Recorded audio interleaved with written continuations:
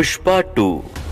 कुछ फिल्में ऐसी होती हैं जो सिर्फ सिनेमा घरों तक सीमित ना होकर लोगों के दिल और दिमाग दोनों की सोच बन जाती हैं और सारे रिकॉर्ड तोड़कर एक वर्ल्ड रिकॉर्ड बना देती हैं। जैसे साउथ की blockbuster film Pushpa the rise part 1 2021 की सबसे लोकप्रिय फिल्मों में से एक है, जिसमें आपने देखा होगा कि पूरी फिल्म की कहानी पुष्पा की लाइफ पर आधारित है, जिसमें पुष्पा के छोटे मोटे नौकर होने से मालिक बनने तक का सफर दिखाया जाता है।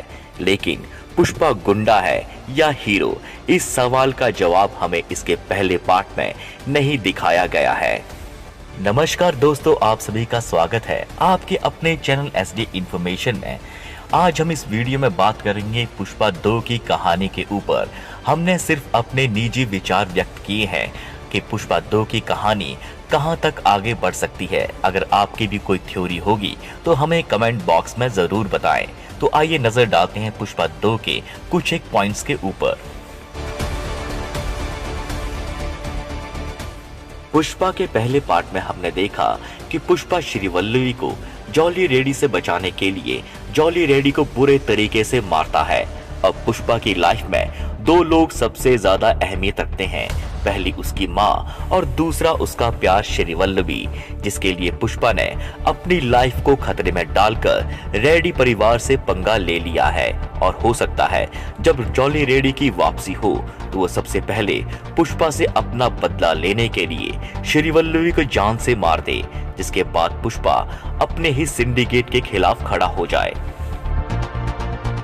ऐसा भी तो हो सकता है कि जब श्रीवल्लभी को मार दिया जाएगा तो पुष्पा के लिए पैसा और पावर के कोई मायने नहीं रह जाएंगे, जिसके बाद पुष्पा की लाइफ का एक ही मकसद होगा, रिवेंज, बदला।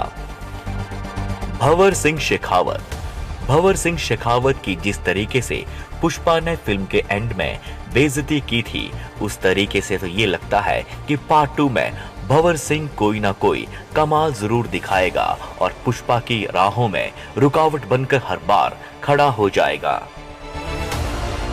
IPS ऑफिसर भंवर सिंह शेखावत एक रिश्वतखोर पुलिस ऑफिसर है, लेकिन उसको पैसों का लालच बिल्कुल भी नहीं है। ये तो हम पुष्पा के पार्ट 1 के एंड में देख चुके हैं कि किस तरीके से भंवर सिंह शेखावत पुष्पा की दी गई रिश्वत को सरेआम जला देता है, वो भी बदले की आग में। उसका सिर्फ एक ही मकसद हो सकता है कि क्रिमिनल्स की गिनती को कम करना, या तो लीगली या तो इलीगली। और हो सकता है कि वो इतना क्रूर क्यों है, उसकी बैक स्टोरी हमें पार्ट 2 में दिखाई जाए। केशव, पुष्पा का बेस्ट फ्रेंड केशव, जिसने पुष्पा को देखकर अपना मालिक ही बदल दिया था और बाद में धीरे धीरे पुष्पा का राइट हैंड बनकर उसके साथ रहने लगा। हो सकता है कि दूसरे पार्ट में केशव पुष्पा का सबसे बड़ा दुश्मन बनकर सामने आए, इसलिए ऐसा कहा जा रहा है क्योंकि उसकी भी एक बैक स्टोरी है जिसमें उसके हाथ की उंगलियां कट गई थी।